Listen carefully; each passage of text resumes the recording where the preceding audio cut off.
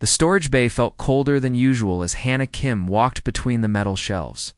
Her footsteps echoed in the empty space. She held a small tablet in her hands, counting the remaining food supplies.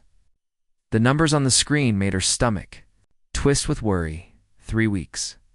That was how long the cargo ship was overdue. 3 weeks without fresh supplies meant 3 weeks of watching their food disappear bit by bit. The colonists of New Busan had been living on 1 meal a day for the past week. Even that single meal was mostly protein paste and synthetic nutrients that tasted like cardboard. Hannah stopped in front of the last shelf and sighed. 12 containers of protein paste, 8 packets of dried vegetables, 4 bottles of vitamin supplements. She did the math in her head. If they were very careful, they might have enough food for another 5 days. This is not good, she whispered to herself, as the colony's nutritionist. Hannah had the hard job of making sure everyone got their fair share of food. She was the one who had to tell people they could not have seconds. She was the one who had to explain why children were getting smaller portions. She was the one who had to make the impossible choices about who ate what.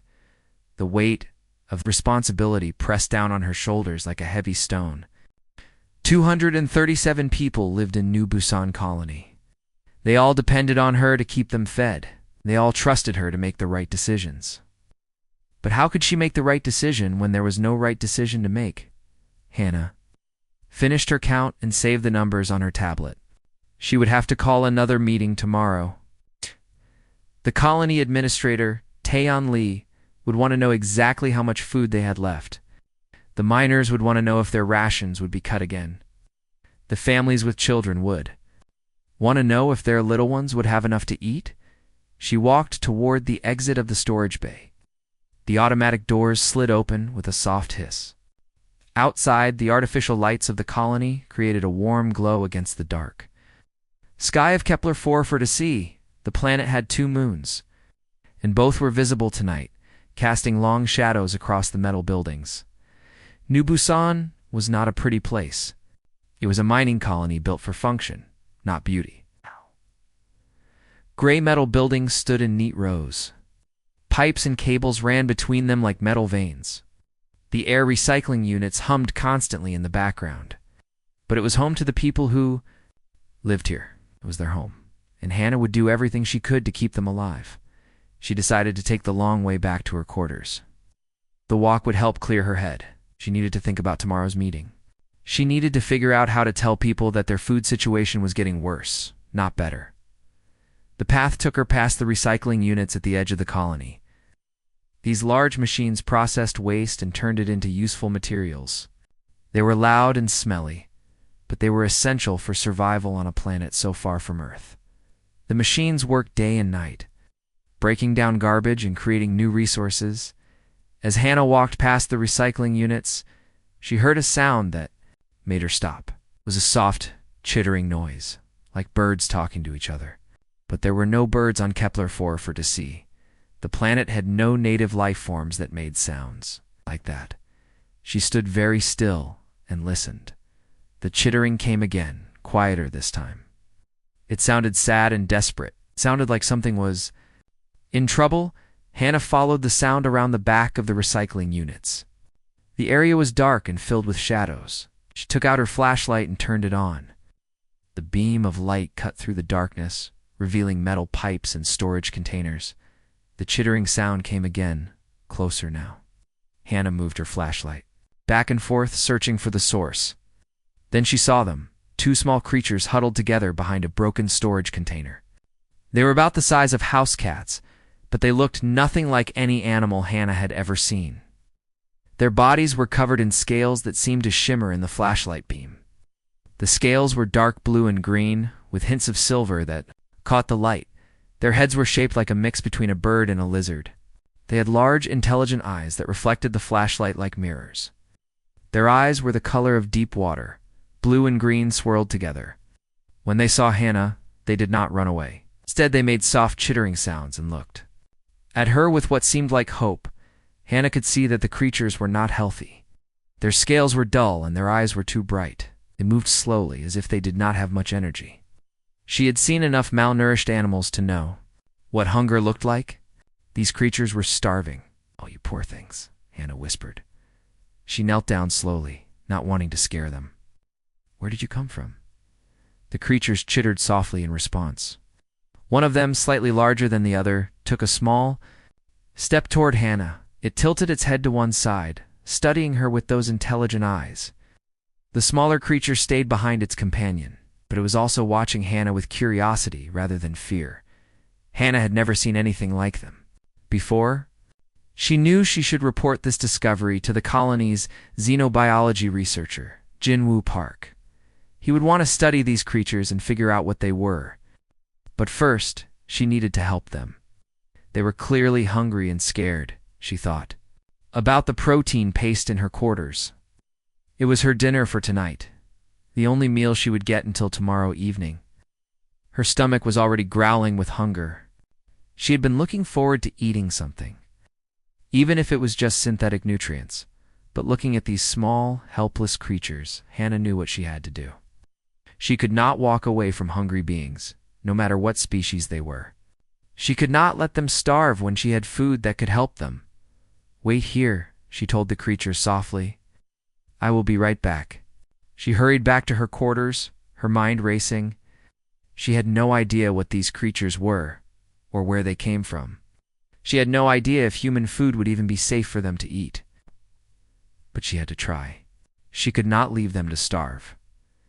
In her small apartment, Hannah opened her food container.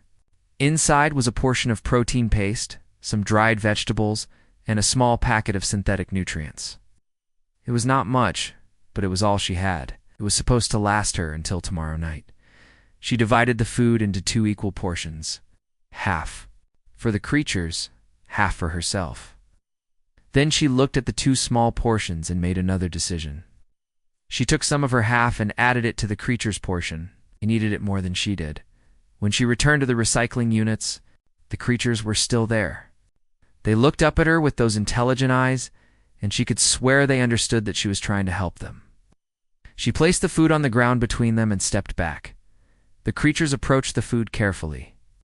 They sniffed at first, then took small, tentative bites. Once they realized it was safe, they began to eat more eagerly. Hannah watched as their scales seemed to brighten slightly with each bite. The larger creature paused in its eating to look up at her, and she could have sworn it was trying to say thank you as she watched them eat. Hannah felt a warmth spread through her chest. Yes, she would be hungrier tonight. Yes, she would have to make her remaining food last even longer. But seeing these creatures regain some of their strength made it worth it. She did not know that far above the planet. Sensors on a massive alien ship had detected the biosignatures of 2 missing younglings. She did not know that the ship's commander, an ancient being called Elder Kel'Thuzar, had been searching the galaxy for his lost offspring. All Hannah knew was that she had found 2 hungry creatures, and she had done what felt right. She had shared her food with them, just as she hoped someone would share with her if she was lost and starving. As the creatures finished eating, Hannah smiled. Tomorrow she would tell Jinwoo about her discovery. Tomorrow she would try to figure out what these creatures were and where they came from. But tonight, she was just happy that she had been able to help. The creatures chittered softly as they settled down to rest. The sound was peaceful now, content rather than desperate. Hannah turned off her flashlight and walked back toward her quarters, leaving the 2 small beings to sleep safely in their makeshift shelter. She did not see the way their scales glowed faintly in the darkness, or the complex pattern they traced in the dirt with their claws before they slept. She did not know that. This simple act of kindness would change everything for the colony of New Busan, but she would find out soon enough. The next morning, Hannah woke up with her stomach making loud noises. She had not eaten much the night before, and her body was reminding her about it. She sat up in her small bed and rubbed her eyes. For a moment she wondered if the events of last night had been a dream. Then she remembered the 2 small creatures with their shimmering scales and intelligent eyes. She dressed quickly and made her way to the recycling units. The colony was just waking up, and few people were walking around. The artificial lights were starting to brighten, signaling the beginning of another day on Kepler-44 When she reached the area behind the recycling units, Hannah found the creatures still there. They were awake and seemed more alert than the night before. The larger one approached her immediately, making soft, chittering sounds. The smaller one stayed back, but watched her with curious eyes. "Good morning," Hannah said softly. "How are you? Feeling today?" The creatures chittered in response, and Hannah could swear they were trying to communicate with her. She had brought another portion of her food, though it was even smaller than what she had given them last night. She was running out of her personal supplies faster than she had planned. As the creatures ate, Hannah noticed something interesting. They did not just grab the food and eat it quickly. Instead, they shared it carefully, making sure both got equal amounts. The larger creature even pushed some food toward the smaller one when it seemed hesitant to take its share. "You to take care of each other," Hannah observed, just like a family. She decided to call them Hope and Star. Hope was the larger, more confident one who had first approached her. Star was smaller and more cautious, but just as intelligent. She did not know their real names, or even if they had names, but she needed something to call them. Over the next few days, Hannah fell into a routine. She would visit Hope and Star before her work shift, and again in the evening. Each time she brought them part of her food. She set up a small shelter for them using an old tarp and some metal pipes. She brought them water in a small container and made sure they had a safe place to rest. The creatures seemed to understand that she was helping them. They always waited for her visits, and they greeted her with happy chittering sounds. Hope had begun to approach her more boldly, sometimes even letting her touch its scales gently. Star was still shy, but it no longer hid when Hannah appeared. But Hannah was getting weaker. 3 days of giving away half her food was taking its toll. She felt tired all the time, and her clothes were starting to feel loose. She tried to hide her condition from the other colonists, but it was becoming harder each day. On the 4th day, Doyen Co cornered her after the morning work meeting. Doyen was the colony's chief engineer and had been her friend since she first arrived at New Busan. He was older than her, with gray hair and kind eyes that missed nothing. "Hannah, you look terrible," he said bluntly. "Are you sick?" "I am fine," Hannah replied, though she knew her voice sounded weak, just tired. Doyen studied her face carefully. "You have lost weight? In 4 days, you have lost noticeable weight. That is not normal, even with our current food situation." "I am eating the same as everyone else," Hannah said. It was technically true, though she was not mentioning that she was giving away part of her meals. "Your cheeks are sunken," Doyen continued. "Your eyes look too big for your face. And yesterday, I saw you lean against the wall like you were dizzy. What is going on?" Hannah wanted to tell him about Hope and Star, but she was afraid of what might happen. If the colony leadership found out about the creatures, they might decide they were a threat. They might try to drive them away, or worse. She could not risk that. "I am fine," she repeated, just adjusting to the reduced rations like everyone else. Doyen looked like he wanted to say more, but other colonists were approaching. He gave her a worried look and walked away. Hannah felt guilty about lying to her friend, but she had to protect Hope and Star. That evening when she visited the creatures, she made a disturbing discovery. Hope and Star had been busy while she was at work. They had arranged small pieces of metal and colorful rocks in careful patterns around their shelter. The arrangements were complex and beautiful, like artwork, but more importantly, the creatures had brought her gifts. Near where she usually sat, they had placed a collection of shiny objects. There were small pieces of metal, colorful stones, and even some crystal formations that must have come from the mining operations. Everything was arranged neatly, as if they were presenting her with treasures. "Did you bring these for me?" Hannah asked, kneeling down to examine the gifts. Hope chittered excitedly and nudged one of the crystals toward her with its snout. Star made softer sounds from its position near the shelter. It was clear that they had spent time collecting these items. Specifically for her, Hannah felt tears forming in her eyes. These creatures, who had been starving when she found them, had spent their energy finding gifts for her. They were trying to give her something in return for her kindness. "Thank you," she whispered. "These are beautiful." The next morning brought trouble. Kum Sunam, one of the colony's security officers, was doing his regular patrol when he spotted movement behind the recycling units. He was young and took his job very seriously, checking every corner of the colony for potential problems. When he saw Hope and Star, he immediately radioed for backup. Within minutes, several colonists had gathered around the recycling units. Hannah heard the commotion from her quarters and rushed to see what was happening. "Stay back," Kung Su was saying to the crowd. "Do not know what these things are, or if they are dangerous." Hope and Star were huddled together in their shelter, clearly frightened by all the noise and people. They were making distressed, chittering sounds, and their scales had dulled with fear. "They are not dangerous," Hannah said, pushing through the crowd. "They are just scared." "You know about these creatures?" Kung Su asked, surprised. "I found them a few days ago," Hannah admitted. "They were starving, so I have been taking care of them." "Taking care of them how?" asked Sun Hokong, one of the veteran miners. He was a practical man who did not like surprises. "I have been feeding them," Hannah said quietly. The crowd erupted in angry voices. "Feeding them," someone shouted. "With what food?" another person demanded. "We barely have enough for ourselves," a third voice added. Sun Ho stepped forward, his face stern. "Are you telling us that you have been giving colony food to alien creatures while our own people are hungry?" "It was my food," Hannah said defensively. "My own rations. I have not taken anything from anyone else."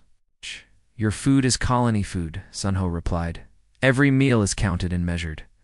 If you are giving your food away, you are stealing from the colony's future." More colonists were arriving, drawn by the noise. Soon, Administrator Taeyeon Lee appeared, along with Dr. Jinwoo Park, the xenobiology researcher. Taeyeon looked at the creatures with a mixture of curiosity and concern. "Dr. Park," he said, "what are these things?" Jinwoo approached the shelter carefully, studying Hope and Star with professional interest. The creatures watched him nervously, but did not try to run away. "I have never seen anything like them," he said after a few minutes. "They appear to be some kind of reptilian species, but with unusual characteristics. The scale patterns are unlike anything in our databases." "Are they dangerous?" Taeyeon asked. "I do not think so," Jinwoo replied. "They seem to be juveniles, probably quite young. Their behavior suggests high intelligence and social awareness." "That does not matter," Sun Ho interrupted. "We cannot afford to feed extra mouths. Our own children are going hungry." "They're children too," Hannah said quietly. "Look at them. They are just babies, alone and scared." The crowd was dividing into two groups. Some people agreed with Sun Ho that the colony could not afford to care for alien creatures. Others seemed moved by the sight of the frightened younglings. Eugen, "Oh," the colony's medical officer, spoke up.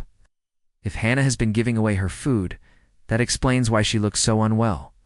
She is malnourished." "All the more reason to stop this nonsense," Sun Ho said. "We need every person healthy and working.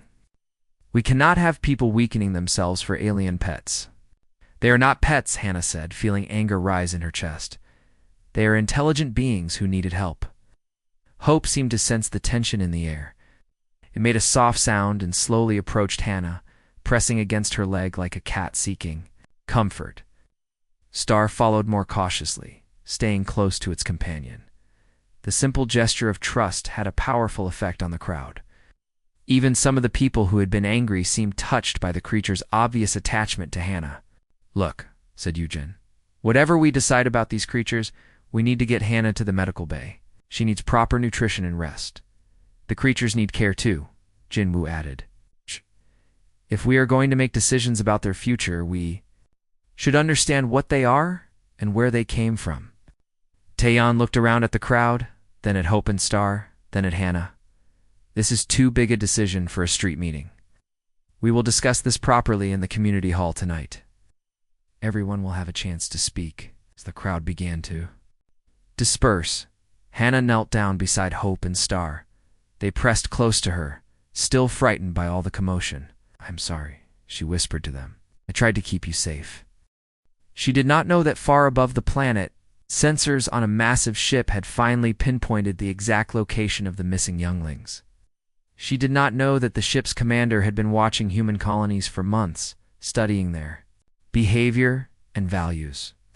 All she knew was that her secret was out, and now the entire colony would decide the fate of two small creatures who had become like family to her.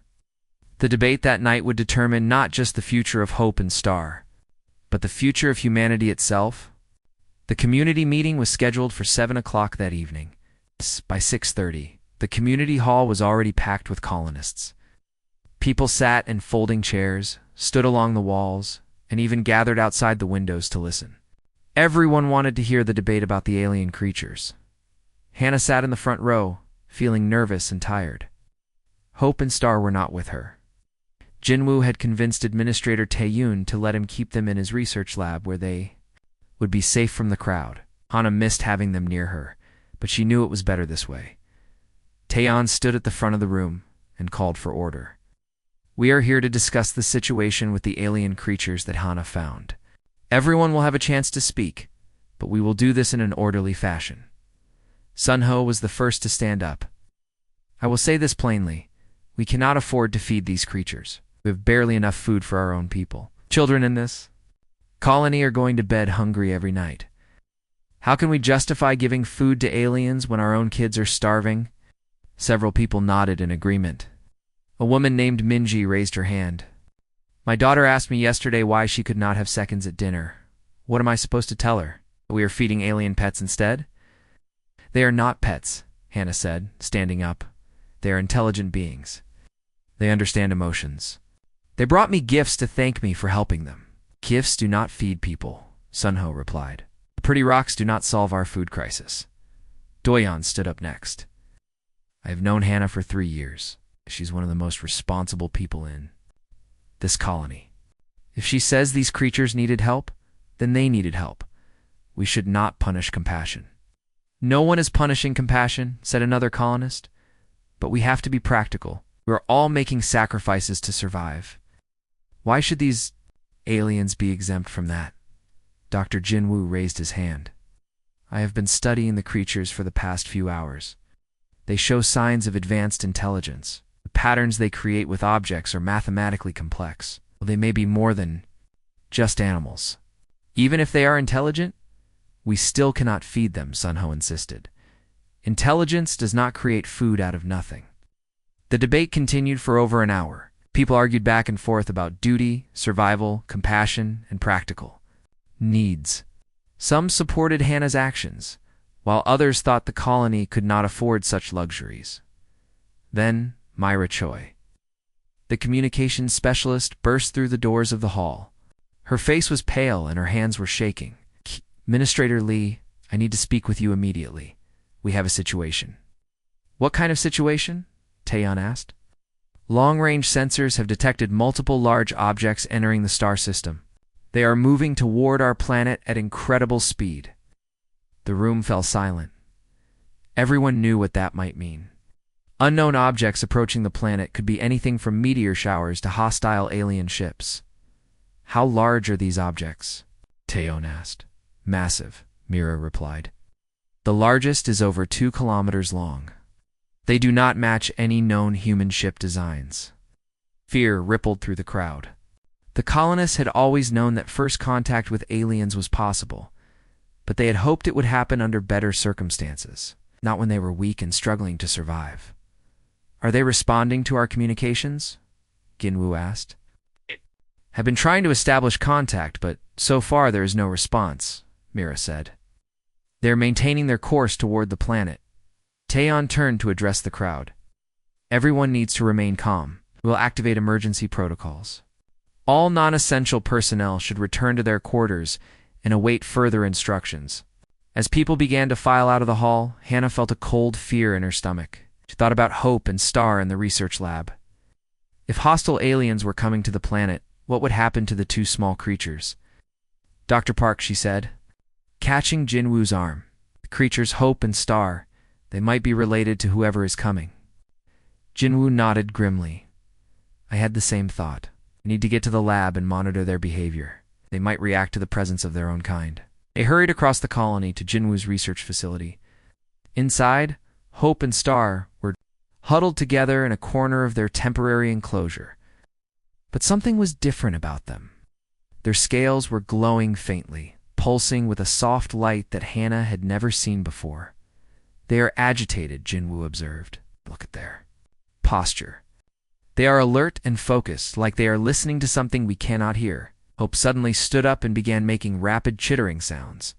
Star joined in, creating a complex pattern of calls that seemed almost like language. The two creatures were clearly communicating about something important. "They know," Hannah whispered. "They know that someone is coming." Ginwu activated his recording equipment. "If these are their people, then this communication might be important. We need to document everything." Over the next 2 hours, the approaching ships grew closer. Myra's updates became more frequent and more alarming. The vessels were using technology that human science could not explain. They moved faster than anything humans had ever built, and their energy signatures were unlike anything in the databases. Hope and Star became more excited as the ships approached. They began creating new patterns with the objects in their enclosure, arranging colored stones and metal pieces in complex designs. The patterns seemed to pulse and change, as if they were alive. "It is like they are sending messages," Jinwoo said, watching the creatures work. "These patterns are too complex to be random. They mean something." At 11 o'clock that night, the largest ship entered orbit around the planet. It was massive beyond anything humans had ever imagined. The hull seemed to be made of the same shimmering material as Hope and Star's scales. Biomechanical structures covered the surface, making it look more like a living creature than a machine. "It is beautiful," Myra whispered over the radio. "Terrifying, but beautiful." The ship took position directly above the New Busan colony. It made no threatening moves, but its presence was overwhelming. The colonists could see it with their naked eyes. A dark shape that blocked out the stars. Then finally, the ship sent a signal. The message was complex, filled with mathematical equations and star charts. But embedded within the technical data was something else: images. Pictures that showed the galaxy from perspectives that no human had ever seen. And at the center of it all, two small creatures that looked exactly like Hope and Star. "They are looking for them," Hannah said, her voice barely a whisper. "They are looking for Hope and Star." Jinwoo was working frantically at his computer, trying to decode the message. The mathematical patterns match what the creatures had been creating. This is definitely their language. "Can we respond?" Taeyeon asked over the radio. "I'm trying," Mira replied. "But their technology is so advanced, it is like trying to communicate with gods using smoke signals." In the research lab, Hope and Star had stopped their frantic activity. They were now standing at the window, looking up at the sky. Their scales glowed brighter, and they made soft, melodic sounds that seemed almost like singing. "They are calling to whoever is up there," Hannah realized. "They are letting them know they are here." The response from the ship was immediate. A new signal flooded the colony's communication systems. This time, the message was different. It was not just mathematics and star charts. It was a demand. Jinwoo translated the basic meaning. They want to know who has been caring for the young ones. They want to meet the human who has been taking care of their children. The room fell silent. Everyone understood what this meant. The aliens knew about Hannah's care of Hope and Star. They knew that a human had been feeding and protecting their offspring. "What do they want with her?" Taeyeon asked. "I do not know," Jinwoo admitted. "But they are waiting for an answer. They want Hannah to present herself." Hannah felt her heart racing. She looked at Hope and Star, who were still singing their soft songs to the sky. She thought about the past few days, about sharing her food and creating shelter for them, she thought. About the gifts they had brought her and the way they trusted her. "I will go," she said quietly. "Absolutely not," Taeyeon replied. "We do not know their intentions. They could be hostile." "Look at Hope and Star," Hannah said, pointing to the creatures. "Do they look afraid?" "They are happy. They are calling to their family." Hope seemed to hear her voice and turned from the window. It approached her slowly and pressed against her leg, making soft, comforting sounds. Star did the same, and soon both creatures were surrounding her with their gentle presence. "They trust me," Hannah continued, "and I trust them. If their people are anything like they are, then maybe we can work this out peacefully." The ship above them pulsed with new energy. More signals flowed down to the colony's communication array. The aliens were getting impatient. They wanted an answer. We need to make a decision, Mira said over the radio. They're powering up some kind of systems. I do not know what they are planning, but we should respond soon. Hannah looked around the room at her friends and colleagues. She saw fear in their eyes, but also hope. They were all thinking the same thing. This could be the moment that changed everything for humanity. First contact with an advanced alien civilization. Tell them I will come, Hannah said. Then that the human who cared for their children wants to meet them. As Jinwoo worked to translate her message, Hannah knelt down beside Hope and Star. They pressed close to her, their scales warm against her skin. I guess it is time to meet your father, she whispered to them. Above them, the massive ship seemed to pulse with approval. Whatever was about to happen, there was no turning back now. The future of New Busan Colony, and perhaps all of humanity, rested in the hands of one woman who had chosen kindness over hunger. The test was about to begin. The shuttle that descended from the massive ship was unlike anything the colonists had ever seen. It moved without sound, floating down through the atmosphere like a falling star. The hull was covered in the same biomechanical scales as the larger vessel, shifting and pulsing with inner light. Hannah stood on the colony's main landing pad, her heart beating so fast she could hear it in her ears. Hope and Star were with her, carried in a soft container that Jinwoo had quickly prepared. The two creatures were more excited than she had ever seen them, their scales glowing brightly and their chittering sounds filled with joy behind her. The entire population of New Busan Colony had gathered. Despite Administrator Taeyeon's orders to stay inside, everyone wanted to witness this historic moment. They stood in a large semicircle, watching as the alien shuttle settled onto the landing pad with impossible grace. Remember, Taeyeon said quietly to Hannah, we do not know their intentions. If anything seems dangerous, we will get you out of there. Hannah nodded, but she was not really listening.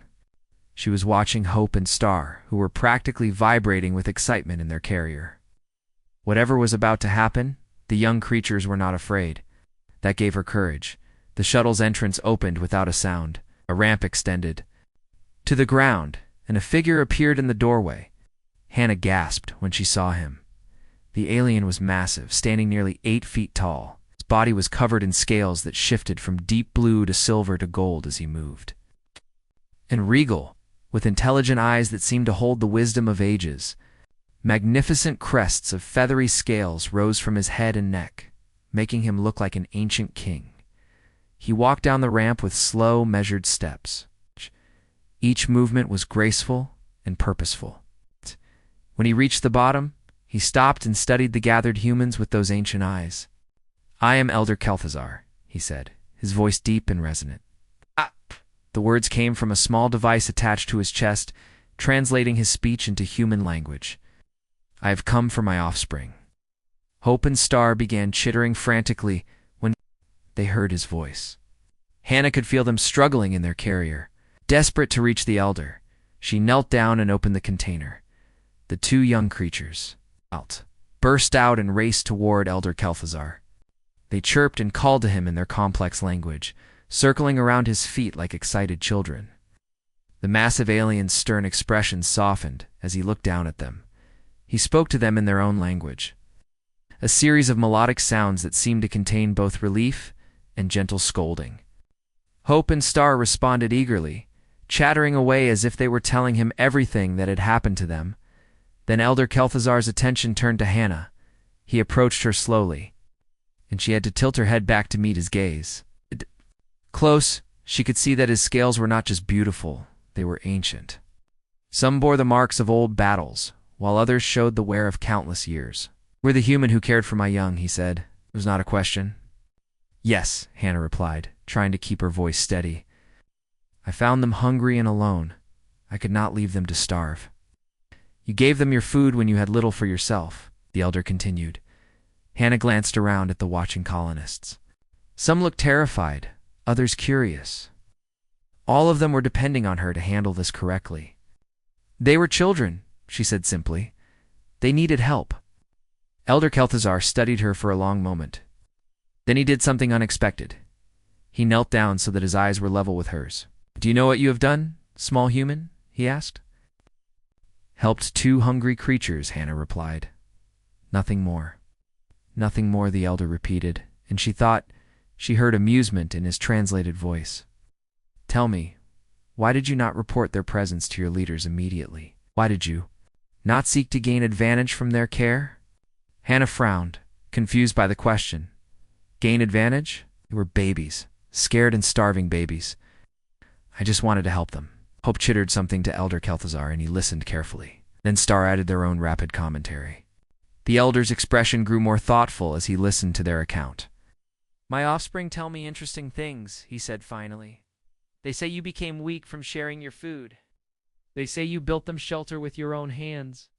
They say you brought them gifts of water and comfort, asking for nothing in return. That is what anyone would do, Hannah said. Elder Kel'Thuzar replied firmly. It is not what anyone would do, it is what you did, and that makes all the difference. Stood up to his full height and addressed the gathered colonists. Humans of New Busan Colony, I must tell you something. This meeting was not chance. My offspring were not lost by accident.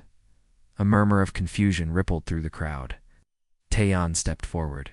What do you mean? For many cycles, my people have watched yours, Elder Kel'Thuzar explained. Have observed your species as you spread across the galaxy. We have seen your technology grow and your colonies expand. But technology alone does not make a species worthy of respect. He gestured toward Hope and Star, who were now sitting calmly beside Hannah. We needed to understand the nature of your hearts, so we placed these young ones where they would be found, by humans. We wanted to see what your people would do when faced with alien children in need.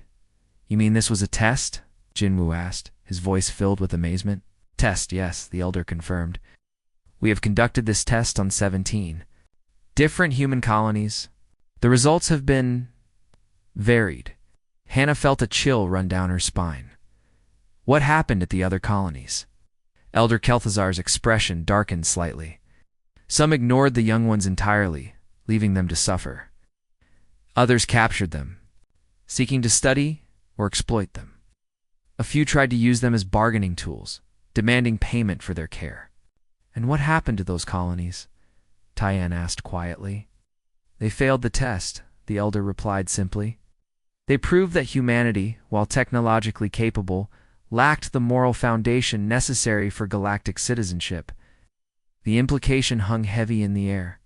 The colonists understood that they were not just talking about the fate of Hope and Star. They were talking about the future of humanity itself.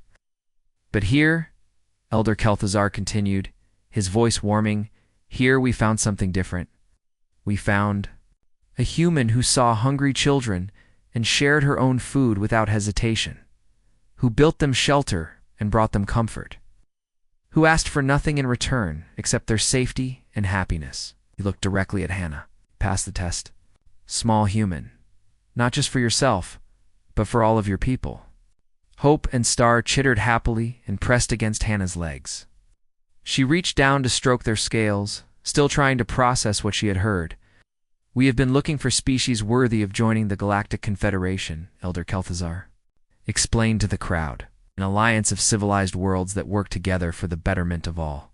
Your actions have proven that humanity possesses the most important quality, compassion for those who cannot help themselves. What does this mean for us? Taeyeon asked. Elder Kel'Thuzar smiled, and when he did, his whole face transformed. Means, Administrator Lee, that humanity is no longer alone in the galaxy. It means that your food shortages and supply problems are about to become things of the past. It means that you have friends among the stars. Hannah felt tears streaming down her face. She looked at Hope and Star, who seemed to understand the importance of what was happening. They had brought more than just themselves to the colony. They brought hope for the future.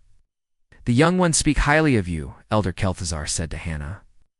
They have asked if they might stay here a while longer to learn more about human ways. Would this be acceptable to you? Of course, Hannah replied immediately. They will always be welcome here. Then it is settled, the elder announced. Tomorrow my ships will begin delivering supplies to your colony. Food, medicine, technology, to help you grow your own sustenance. Consider it payment for the care you have shown my offspring. As the colonists erupted in cheers and celebration, Hannah knelt down beside Hope and Star. They nuzzled against her, their scales warm and comforting. "I guess you two changed everything," she whispered to them. Hope chittered softly in response, and somehow Hannah understood. The little creature was saying thank you. Thank you for seeing them as children instead of aliens. Thank you for choosing kindness over fear. The test was over, and humanity had passed. The galaxy was waiting. The next morning brought sights that the colonists of New Busan had never imagined. 3 smaller ships had descended from Elder Kel'Thuzar's massive vessel during the night. They landed in the open area beyond the colony, their biomechanical hulls gleaming in the morning light. Hannah stood at her window, watching teams of Valkyrie workers unload supplies from the ships. The aliens moved with fluid grace, their scaled bodies working in perfect coordination. Even from a distance, she could see the containers they carried were filled with food and equipment. "Hannah," came a voice from her door. She turned to see. Jin was standing there with Hope and Star at his feet. The 2 young creatures had spent the night in the research lab, but they had insisted on coming to see her first thing in the morning. "Good morning," Hannah said, kneeling down as Hope and Star rushed to greet her. They chittered happily and pressed against her, their scales bright and warm.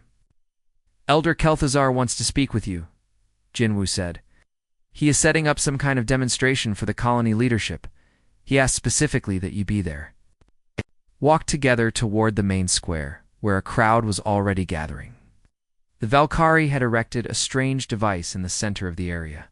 It looked like a combination of plant and machine, crystalline structures that pulsed with inner light.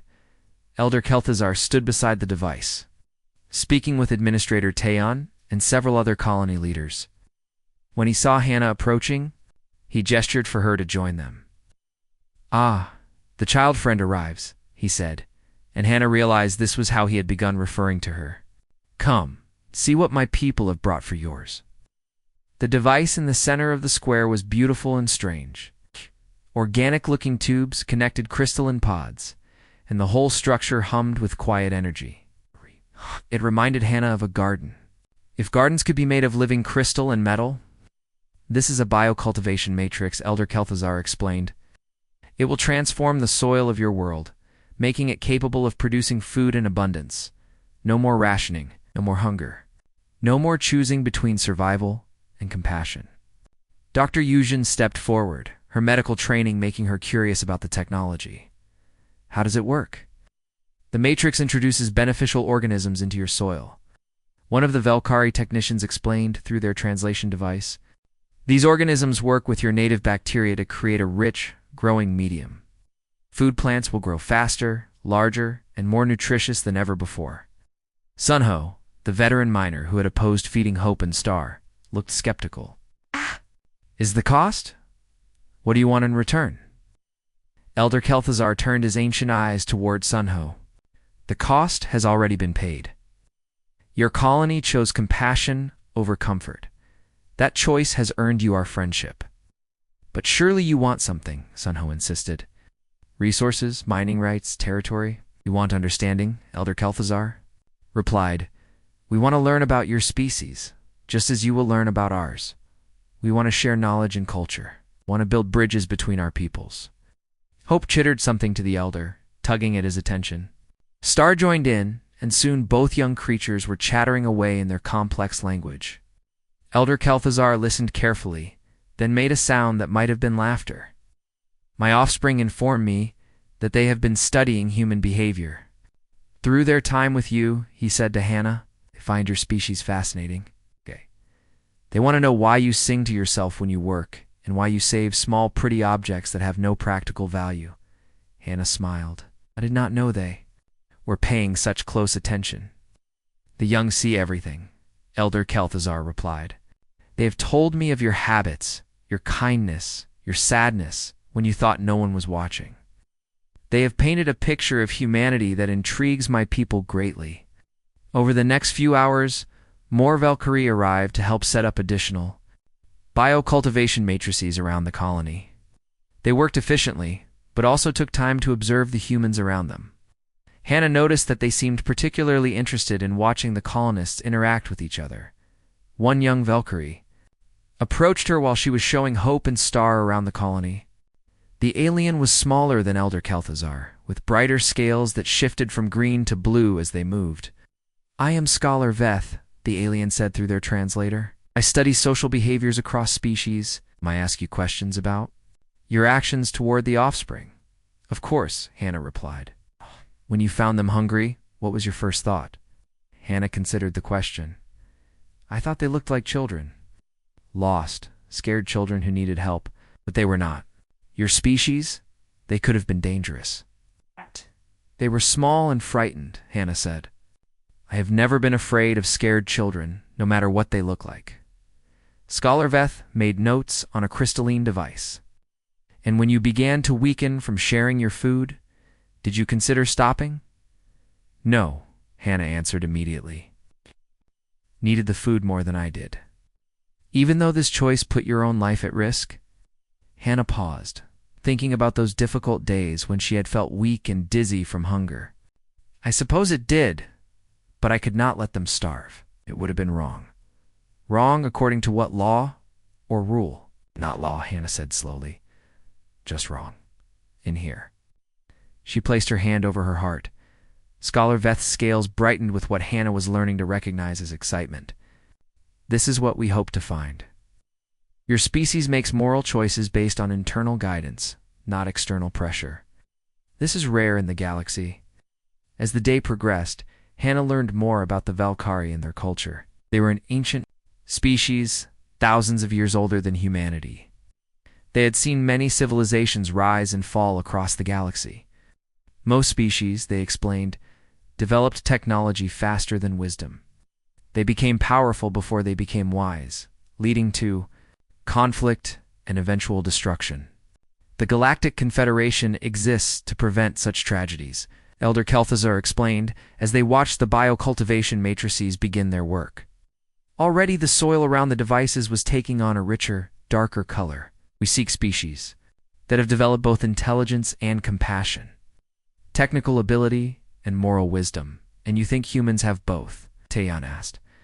"Some humans do," the elder replied, glancing at Hannah. "And that gives us hope that all humans can learn to do the same." That evening, the entire colony gathered for a feast prepared with food from the Valkyrie ships. There was more food than the colonists had seen in months. Fresh fruits, vegetables, protein dishes that actually tasted good instead of like synthetic paste. Hope and Star sat beside Hannah during the meal, occasionally accepting small bites of food from her plate. They seemed fascinated by the variety of human foods and made pleased, chittering sounds when they found something they liked. "They are curious about everything," Hannah observed to Elder Kel'Thuzar, who was sitting nearby. "The young learn by experiencing," he replied. "They will return to our ships eventually, but they will carry with them memories of human kindness. These memories will shape how our species views yours for generations to come." "That is a big responsibility," Hannah said. "Yes," the elder agreed. "But you have already shown that you understand responsibility. You took responsibility for their welfare when you had no obligation to do so. You put their needs above your own comfort. This is the foundation of all moral behavior." As the evening continued, Hannah noticed something wonderful happening around her. The colonists, who had been divided and argumentative just days before, were coming together. The abundance of food had eased the stress that had been driving them apart. More importantly, the presence of the Valkyrie had given them a new perspective. On their place in the universe, Sunho approached her as the feast was winding down. The gruff miner looked embarrassed, but determined. "I owe you an apology," he said quietly. "I was wrong to oppose your care of those creatures. I was thinking only about survival, not about what kind of people we wanted to be." "We were trying to protect the colony," Hannah replied. "I understand your concerns. But you saw past the immediate problem to the bigger picture," Sunho continued. "You understood that how we treat others, even alien others, defines who we are as a species. I should have seen that too." Similar conversations were happening throughout the hall. People who had argued against helping Hope and Star were approaching Hannah to thank her for her wisdom. The young creatures had become symbols of a better future. proof that kindness could triumph over fear. Late that night, as the celebration was ending, Elder Kel'Thuzar approached Hannah with a small crystalline device in his hands. "This is for you," he said, offering her the crystal. "A gift from my offspring to their human mother." The crystal was beautiful, pulsing with soft light that seemed to respond to her touch. "What does it do?" "It is a communication device," the elder explained. "It will allow you to speak with Hope and Star, even when they are far away. They insisted that I give it to you." Hope and Star chittered excitedly and pressed against her legs. She knelt down and gathered them close, feeling the warmth of their scales against her skin. "Thank you," she whispered to them, "for everything you have taught me." As she held the crystal, Hannah realized that her life had changed forever. Was no longer just a nutritionist on a struggling mining colony. She had become humanity's first friend to an alien species. She had become a bridge between worlds. The future was bright with possibilities, and it had all started with a simple choice to share her dinner with 2 hungry children. 3 months had passed since Elder Kel'Thuzar's first visit to New Busan colony. The changes were so dramatic that visitors from other human settlements could hardly believe what they saw. Where once there had been barren soil and struggling plants, now there were abundant gardens bursting with life. Hannah walked through the new agricultural section, marveling at how much had changed. The Valkyrie biocultivation matrices had transformed not just the soil, but the entire ecosystem of the colony. Plants grew larger and more nutritious than anything the colonists had ever seen. The air itself smelled cleaner and more alive. Hope and Star walked beside her, though they were no longer the small, helpless creatures she had first found. In 3 months, they had grown significantly. Hope now stood as tall as Hannah's waist, while Star was not far behind. Their scales had developed more complex patterns, and their intelligence seemed to grow each day. "The purple fruits are ready for harvest," Hope said, using the translation device that Elder Kel'Thuzar had given them. Learning to communicate in human language had been one of their favorite activities. "Should we pick some for lunch?" Hannah asked. "Yes, please," Star replied, their voice lighter and more musical than Hope's. "The children will like them." The children Star referred to were the human youngsters of the colony, who had quickly accepted the young Valkyrie as playmates. It had been wonderful to watch them play together, learning each other's games and creating new ones that combined human and Valkyrie traditions as they gathered fruit. Hannah's communication crystal began to glow. She had learned to recognize the different patterns of light that indicated who was calling. This pattern meant Elder Kel'Thuzar was contacting her. She activated the device, and the elder's image appeared above the crystal in shimmering blue light. "Greetings, child friend," Elder Kel'Thuzar said, his translated voice warm with affection. "I have news that will interest you." "Good news, I hope," Hannah replied. "Very good news. The Galactic Confederation has officially approved humanity's application. For preliminary membership, your species will be granted access to galactic trade routes, technological exchanges, and cultural programs." Hannah felt her heart soar. "That is wonderful news." "There is more," the elder continued. "The story of your actions has spread throughout the Confederation. Many species have requested to establish contact with humanity, specifically because of what you did for my offspring." Hope and Star chittered excitedly when they heard this. They had been learning about the Galactic Confederation and understood what this meant for both their species. Representatives from 6 different civilizations will be arriving at New Busan within the next month, Elder Kel'Thuzar explained. "They want to meet you personally, to learn about human compassion from the one who demonstrated it so clearly." "Me?" Hannah asked, feeling overwhelmed. "But I am just a nutritionist. I am not a diplomat or a leader. You're the human who chose kindness over comfort," the elder replied. "You are the one who proved that humanity deserves a place among the stars. That makes you the most important diplomat your species has ever had." After the communication ended, Hannah sat quietly among the thriving plants, trying to process what she had just learned. Hope and Star settled beside her, sensing her need for comfort. "Scared?" Hope asked, in their simple but improving human speech. "A little," Hannah admitted. "I never expected my life to become so complicated. Not complicated, Star said thoughtfully. Important. You show Galaxy that humans have good hearts. Over the following weeks, New Busan transformed once again, this time into humanity's first interstellar diplomatic center. Administrator Taiyun worked with Velkar engineers to expand the colony's facilities. New buildings rose quickly. Designed to accommodate visitors from different species with different environmental needs, Jinwoo was in his element. Preparing detailed studies of human culture and behavior to share with the incoming alien delegations. Mira upgraded the communication systems to handle multiple alien languages simultaneously. Even Sunho, the former skeptic, threw himself into the preparations with enthusiasm. I want to make sure our visitors understand that humans can be practical as well as compassionate. He explained to Hannah as he supervised. Construction of new landing pads. The first delegation to arrive was from a species called the Korthani, tall, crystalline beings who communicated through harmonious tones. They had heard about Hannah's sacrifice for Hope and Star, wanted to understand the human concept of selfless love. The second delegation came from the Zephyrians, graceful beings who resembled large butterflies with iridescent wings. They were fascinated by human creativity and wanted to learn about the art forms that Hope and Star had described to them. Each species that arrived brought their own gifts and knowledge to share. The Korthoni shared crystal growing techniques that could create beautiful and functional buildings. The Zephyrians taught the colonists about bioluminescent art that turned entire walls into living paintings. Through it all, Hannah found herself at the center of every cultural exchange. The alien visitors were not interested in talking to politicians or military leaders. They wanted to meet the human who had proven that her species could love beyond the boundaries of biology.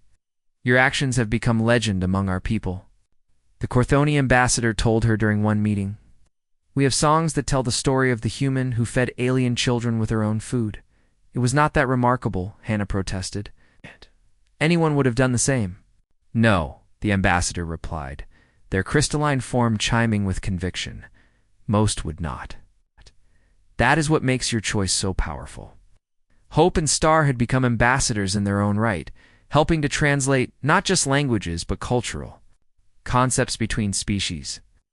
They had developed a unique perspective, having been raised by both Velkari and human caregivers. Humans think with hearts, Star explained to a group of visiting Korthoni youngsters during one cultural exchange. They feel pain when others hurt, even strangers. This makes them special, but do they not become weak from too much feeling? One of the young Korthoni asked. No, Hope replied confidently. Feeling makes them strong. Hannah was hungry, but sharing. Food made her happy. Happy is stronger than hungry. 6 months after first contact, Elder Kel'Thuzar returned for a formal ceremony.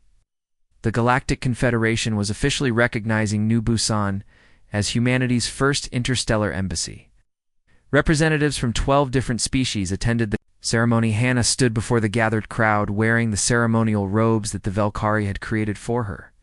The fabric seemed to shift and change color like Hope and Star's scales, showing that she had been adopted as an honorary member of their species. 6 months ago, I was just trying to keep my colony fed, she said, addressing the mixed crowd of humans and aliens. I found 2 hungry children and shared my dinner with them. I never imagined that simple act would lead to this moment. She paused, looking out at the faces watching her.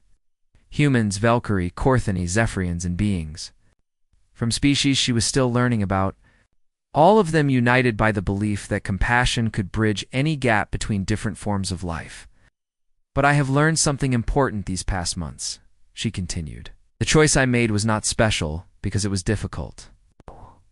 It was special because it was simple. When we see someone in need, especially someone small and helpless, we help them. That is what makes us human. That is what makes us worthy of the stars. The ceremony concluded with the planting of a special tree, created through the combined biotechnology of multiple species. It would grow to become a symbol of cooperation between worlds, its roots drawing strength from soil enriched by Velkari matrices, its trunk supported by Korthani crystal structures, its leaves shimmering with Zephyrian bioluminescence. As the crowd dispersed, Hannah found herself alone with Hope and Star beneath the young tree. They were no longer the tiny, helpless creatures she had found behind the recycling units.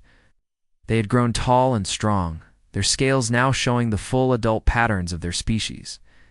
"Tomorrow we go home to the ships," Hope said quietly. "Time to learn adult things from our people." "But we come back often," Star added quickly. "You are our human mother. We never forget." Hannah felt tears in her eyes, but they were not sad tears. They were tears of pride and joy. She had watched these two grow from frightened children into confident young adults, who would serve as bridges between their species and hers. "I will miss you," she said, gathering them close for what might be their last embrace as younglings. "Miss you too," they said together, their scales warm against her skin. That night, as the celebration continued around the colony, Hannah stood on her balcony, looking up at the stars. The sky was filled with ships from a dozen different worlds there, lights twinkling like new constellations. Each ship represented a species that had chosen friendship over fear, cooperation over conflict. Her communication crystal chimed softly, and she activated it to find a message waiting for her. It was from Earth, from the human government that had finally learned about the events at New Busan. "Congratulations on your achievement," the message read. "You have been appointed as humanity's first galactic ambassador. We're proud of what you have accomplished and excited about the future you have helped create." Hannah smiled and set the crystal aside. Tomorrow would bring new challenges and new opportunities. More species to meet, more cultures to learn about, more bridges to build between the worlds. But tonight, she was content to stand beneath the stars and remember a simple moment when two hungry children had changed the course of history. She had given them her last meal, and in return, they had given her a galaxy full of friends. The test was over. Humanity had passed, and the real adventure was just beginning. In the distance, she could hear the sound of children playing, human and alien voices mixed together in laughter. Hope and Star were teaching the colony's youngsters a Valkyrie game, while the human children showed them how to skip stones across. The settlement's pond. It was the sound of the future, Hannah realized. A future where differences in appearance or origin mattered less than the kindness in one's heart. A future where sharing a meal with a stranger could lead to friendship among the stars.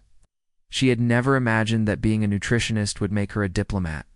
But then again, she thought with a smile, what was diplomacy but making sure everyone had enough to eat and felt welcome at the table? The galaxy was vast and full of wonders.